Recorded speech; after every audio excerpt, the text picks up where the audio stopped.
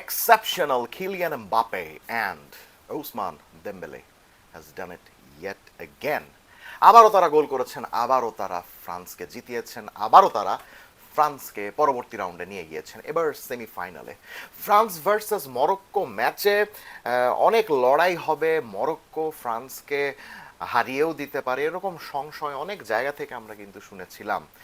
But if you remember, গতকালকে আমি টি স্পোর্টসের একটা অনুষ্ঠানে কিন্তু বলেছিলাম যে Morocco of course they are a very strong team, they are a very bright team, but at the end of the day তাদের আক্রমণ ভাগে কিন্তু ওই রকম শক্তি এখন আর নাই, specially after the injury of Abde Ezzalzouli, যিনি কিনা এবারের বিশ্বকাপে খেলতে পারেননি, এবং একদম লাস্টে ইসমাইল সাইবারি। এই দুজনের ইনজুরির কারণে আসলে মরক্কোর ওই অ্যাটাকিং ডেপথটা নাই, এবং ওদের যে ওই অ্যাটাকিং ডেপথটা নাই ওইটাই ইভেনচুয়ালি তাদেরকে আটকে দেবে, ওইটাই ইভেনচুয়ালি তাদেরকে আরও সামনে যাওয়ার ক্ষেত্রে বাধা হয়ে দাঁড়াবে, এবং ওই বাধাটাই এমবাপ্পে এবং দেমবেলেদেরকে সাহায্য করবে পরবর্তী রাউন্ডে যাওয়ার জন্য। এমবাপ্পে একটা গোল করেছেন, দেমবেলে একটা গোল করেছেন। টোটাল ফ্রান্সের অ্যাটাকিং ইউনিট যথারীতি অসাধারণ খেলেছে।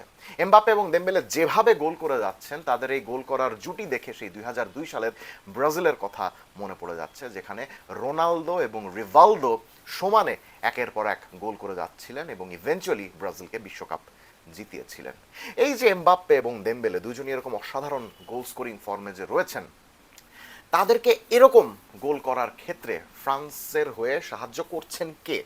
কোন সেই খেলোয়াড়, কোন সেই সিস্টেম? কোচ দিদিয়ের দেশও তাদেরকে এরকম গোল স্কোরিং ফর্মে নিয়ে আসার জন্য কিভাবে দলকে সাজাচ্ছেন, সেটার একটা আমরা দুর্দান্ত ব্লু প্রিন্ট গত রাত্রে দেখেছি মরক্কোর এগেনস্টে।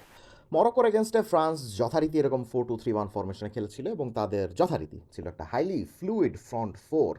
এখানে সবচেয়ে ইন্টারেস্টিং জিনিস ছিল লেফট উইংয়ে দেজিরে দুয়ের উপস্থিতি। ম্যাচের শুরু থেকেই একটা কনফিউশন ছিল যে লেফটের এই জায়গাতে দেজিরে দুয়ে খেলবেন নাকি ফর্মে থাকা ব্র্যাডলি বারকোলা খেলবেন। আসলে ফ্রান্সের প্রত্যেকটা খেলোয়াড়ই, স্পেশালি প্রত্যেকটা অ্যাটাকারই এমন ভালো ফর্মে রয়েছেন না, কাকে বসিয়ে কাকে খেলানো হবে এটা নিয়ে আসলে অনেক সন্দেহ থেকেই যায়। সো এই ম্যাচের আগেও সেই সন্দেহ ছিল, কিন্তু কোচ দিদিয়ের দেশও দেখিয়ে দিলেন যে না, ব্র্যাডলি বারকোলার গোল স্কোরিং নয়, বরং দেজিরে দুয়ের অলরাউন্ড গেমিং স্টাইলের উপরে উনি সবচেয়ে বেশি ভরসা রাখবেন। এবং পেছনে সেন্ট্রাল ডিফেন্সিভ মিডফিল্ডারের জায়গায় সোয়ামেনি যেহেতু ইনজুর্ড ছিলেন, খেলতে পারবেন না, তার জায়গাতে ছিলেন কিন্তু মানু কোনে। ফ্রান্সের পায়ে যখন বল থাকে তখন এই যে দুজন ফুল ব্যাকের মধ্যে গতকালকে যে কাজটা করা হয়েছে, জুলস কোন্দাকে একটু অ্যাটাকিং স্বাধীনতা দেওয়া হয়েছিল। তিনি একটু সামনে চলে যাচ্ছিলেন এভাবে, এবং তিনি যখন সামনে চলে যাচ্ছিলেন তখন উপামেকানো এবং সালিবার পাশাপাশি ফ্রান্সের লেফট ব্যাক লুকা ডিন, এই তিনজন বেসিক্যালি সেন্টার ব্যাকের ভূমিকা পালন করছিলেন। যেহেতু কুন্দে সামনে চলে যাচ্ছিলেন অপেক্ষাকৃত আক্রমণাত্মক ভূমিকায়, লুকা ডিন একটু রক্ষণাত্মক ভূমিকাতে ছিলেন, তিনি অত বেশি সামনে যাচ্ছিলেন না। সো এই যে তিনজনের সামনে ফ্রান্সের দুজন ডিফেন্সিভ মিডফিল্ডার মানু কোলে এবং আদ্রিয়ান রাবিওত, এই পাঁচজন প্রপার রেস্ট ডিফেন্স গঠন করছিলেন, যে কারণে কোনো ধরনের ট্রানজিশন বা কোনো ধরনের কাউন্টার অ্যাটাক সিচুয়েশনে ফ্রান্স গোল খাবে এমনটা মনে হচ্ছিল না, এবং মরক্কো টু বি অনেস্ট তাদেরকে সেভাবে টেস্ট করতে পারেনি in terms of transition threat and in terms of counter attacking threat, because একটু আগে যে জিনিসটা বললাম, ইসমাইল সাইবারিও কিন্তু ছিলেন না। ডান দিক থেকে কিন্তু জুলস কন্দা এইভাবে রাইট হাফ স্পেসে চলে যাচ্ছিলেন এবং দেমবেলেকে এই রাইট সাইড লাইনে থাকার একটা লাইসেন্স দিয়ে দিচ্ছিলেন এভাবে। অ্যান্ড এমবাপ্পেকে মেইন স্ট্রাইকার বলা হলো, তিনি যথারীতি তার পছন্দের এই লেফট হাফ স্পেসের জায়গাগুলোতেই ঘোরাঘুরি করছিলেন এবং সময় সুযোগ মতো এই সকল জায়গা থেকে বক্সে ঢুকে যাওয়ার চেষ্টা করছিলেন। তার গোলটাও কিন্তু সেভাবেই আসে, প্লাস তিনি যে একটা দুটো চান্স মিস করেছেন সেটাও কিন্তু এই ধরনের সিচুয়েশন থেকে কিন্তু এসেছে। এখন এমবাপ্পে যেন এই ধরনের লেফট হাফ স্পেস থেকে বক্সে ঢুকে যাওয়ার এই সুযোগটা ভালো মতো পেতে পারেন, সে কারণে মাইকেল ওলিসে অ্যাটাকিং মিডফিল্ডার হলেও তাকে কাইন্ড অফ এরকম ফলস নাইনের ভূমিকাতে খেলানো হচ্ছিল। তিনি এই সকল জোনগুলো থেকে অ্যাটাকিং মিডফিল্ডের জোন শুরু করে এমনকি উনি পেছনে এসে রাবিও এবং কোনের সঙ্গেও কিন্তু মিডফিল্ডারের ভূমিকায় কখনো কখনো খেলছিলেন, এবং এখান থেকে দুর্দান্ত থ্রু বল পাঠাচ্ছিলেন বক্সে ঢুকে যাওয়া এমবাপ্পের দিকে উদ্দেশ্য করে। এদিকে এমবাপ্পে এবং ওদিকে দেমবেলেও কিন্তু রাইটের সাইড লাইন থেকে এভাবে বক্সে ঢুকে যাচ্ছিলেন, এবং দেমবেলে যখন বক্সে ঢুকে যাচ্ছিলেন এই জোনগুলো তখন ডিফেন্সিভলি সাহায্য করছিলেন জুলস কন্দা। আর এমবাপ্পে যখন এদিক দিয়ে বক্সে ঢুকে যাচ্ছিলেন তখন এখান থেকে আদর্শ ক্রিয়েটিং মিডফিল্ডারের মতো সাহায্য করছিলেন মাইকেল ওলিসে। এখানে একজন খেলোয়াড়ের নাম অতি অবশ্যই বলতে হয় মাইকেল ওলিসের পাশাপাশি, যিনি কিনা এমবাপ্পেকে এরকম দুর্দান্ত গোলের সুযোগ সৃষ্টি করে দিচ্ছেন একের পর এক, অ্যান্ড দ্যাট ইজ ডেজিরে দুয়ে। ম্যাচের আগে আমি যে কথাটা বলেছিলাম যে ফ্রান্সের এই টিমের মধ্যে এমবাপ্পের সাথে কম্বিনেশন হওয়ার জন্য লেফট উইং থেকে ব্র্যাডলি বারকোলার থেকে দেজিরে দুয়ে অনেক বেশি উপকারী, বিকজ দেজিরে দুয়ে একদম প্রথাগত উইঙ্গারের মতো আক্রমণও যেরকম করতে পারে, তিনি কিন্তু আবার একটা প্রপার নাম্বার 8-এর মতো এই লেফট সেন্ট্রাল মিডফিল্ডের এ সকল জায়গাগুলো থেকে কিন্তু প্রপার বক্স টু বক্স মিডফিল্ডারের ভূমিকাও কিন্তু পালন করতে পারেন।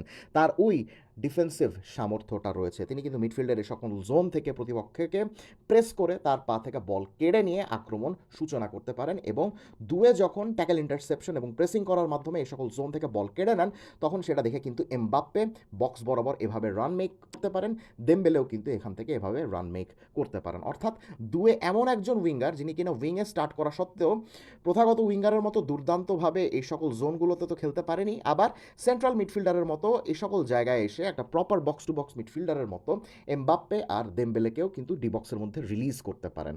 এবং তার সাইডে অফকোর্স মাইকেল ওলিসে তো রয়েছেনই। আমরা গতকালকেও কিন্তু দেখলাম যে দেজিরে দুয়ের এই ধরনের ডিফেন্সিভ সলিডিটির কারণে কিন্তু এমবাপ্পে বারবার এই সকল জায়গাতে ঢুকে যেতে পারছিলেন। আর দেজিরে দুয়ে বলেন আর মাইকেল ওলিসে বলেন, দুইজনই কিন্তু এমবাপ্পের সাথে এমন একটা প্রপার টেলিপ্যাথিক কানেকশন গঠন করে ফেলেছেন যে এমবাপ্পে কখন বক্সে ঢুকবেন এবং বক্সে ঢোকার সঙ্গে সঙ্গে কখন মিডফিল্ড থেকে এমবাপ্পের দিকে উদ্দেশ্য করে একটা থ্রু বল পাঠাইতে হবে, সেই জিনিসটা দুয়ে এবং ওলিসে খুব ভালো মতো জানেন, যে জিনিসটা ব্র্যাডলি বারকোলা অত ভালোভাবে জানেন না দেখে তাকে কিন্তু স্টার্ট করা হয় নাই, এবং খুব সম্ভবত সামনের ম্যাচগুলোতেও দুয়ে এবং ওলিসেই থাকবেন, বিকজ এই দুজন থাকলে না এমবাপ্পে আর ওসমান দেমবেলে এই দুজন অ্যাটাকিং ক্ষেত্রে আরও অনেক বেশি কন্ট্রিবিউট করতে পারেন। সো দুয়ের এরকম অলরাউন্ড পারফরমেন্সের কারণে দেখবেন ক্যারিয়ারের কোনো না কোনো একটা স্টেজে তিনি কিন্তু একটা লেফট সেন্ট্রাল মিডফিল্ডারের ভূমিকায় কিন্তু চলে যেতে পারেন, because he has that capability.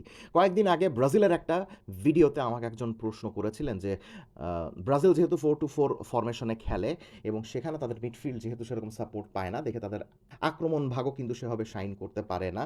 So একই কাজ তো ফ্রান্সও করতেছে, তাহলে ফ্রান্স কেমন এত শাইন করতে পারতেছে, ব্রাজিল কেন 4-2-4 ফরমেশনে অত শাইন করতে পারতেছে না? এটার পিছনে মেইন কারণ হলে কি এই দুজন খেলোয়াড় দেজিরে দুয়ে এবং মাইকেল ওলিসে।